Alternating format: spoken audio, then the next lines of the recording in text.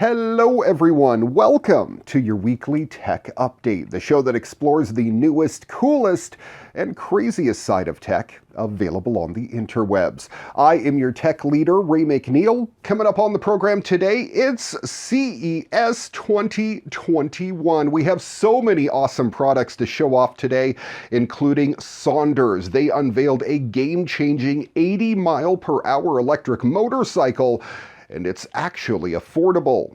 Check out Defunctland's VR amusement park. It revives a long-dead Disney ride. Happening in this week's What The? Thanks to a supermarket, we get to see what happens when you have a high-tech house and you have to go get dental work done. And of course, we'll wrap up the program with this week's Moment of Joy.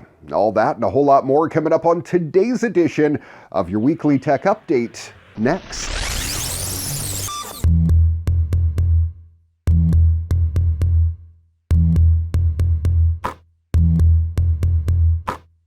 Sondors has just pulled up the curtain on its first ever electric motorcycle, the Saunders Metacycle.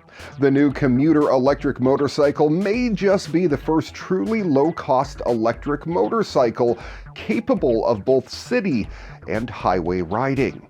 Of course, terms like affordable and low cost will always be relative, but to put things into perspective, we live in a world where $29,000 will get you a Harley-Davidson Livewire, and it's considered largely a commuter electric motorcycle, though with enough power for some impressive drag races as well. So the Saunders Metacycle, which will carry a price tag of just $5,000, is comparably quite cheap. And despite the low price compared to the rest of the electric motorcycle industry, the Saunders Metacycle still appears to be a capable roadworthy bike. The Metacycle sports a top speed of 80 miles per hour, that's 130 kilometers an hour, thanks to a chunky 8 kilowatt nominal and 14.5 kilowatt peak rear hub motor. The removable 4,000 watt battery is rated for a range of about 80 miles. I hate to be the bearer of bad news here, but don't expect to get that range at highway speeds. The max range figure is much more likely calculated at speeds of around 25 to 30 miles per hour. In other words, city speeds. Even though the Saunders Metacycle looks to be designed for exactly that kind of riding. This is a commuter electric motorcycle intended for a mix of city riding and short highway jaunts.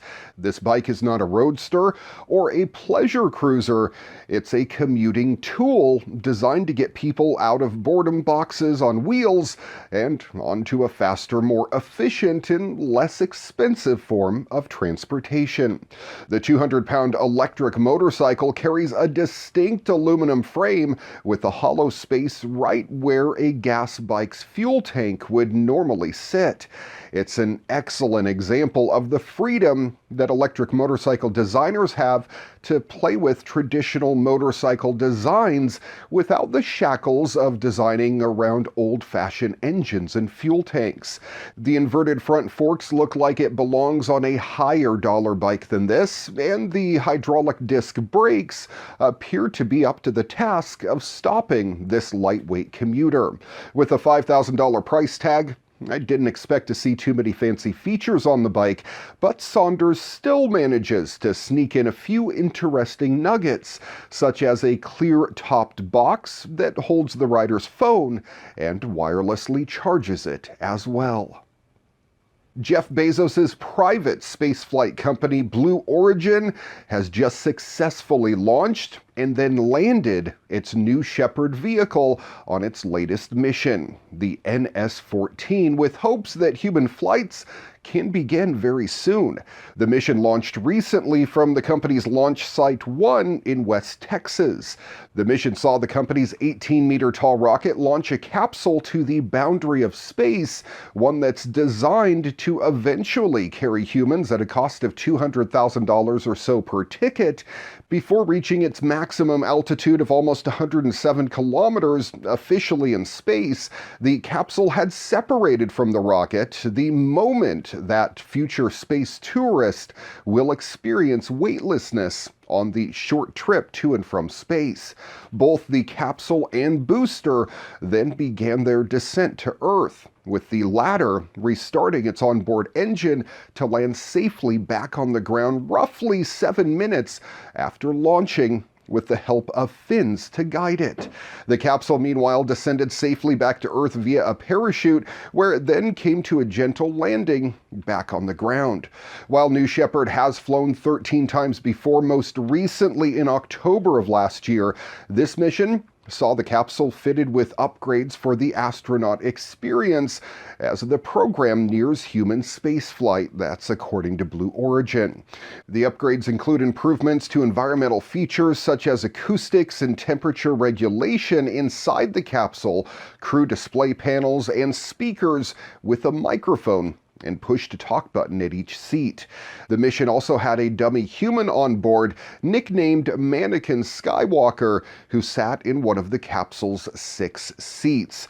Also on board were 50,000 postcards written by students from Count the World, some of which were in the dummy's pockets. A date for human flights has not yet been set, but Blue Origin is expected to target them to begin at some point later this year. Bezos, who has traded places with rival and SpaceX CEO Elon Musk over the last few years for the title of world's richest person, wants the company to soon begin orbital flights as well. This will be with a new rocket called New Glenn, named for astronaut John Glenn, which was recently selected by NASA as a potential rocket for future missions. For now, all eyes are on New Shepard and whether the rocket can finally fulfill its goal of launching humans at some point in 2021.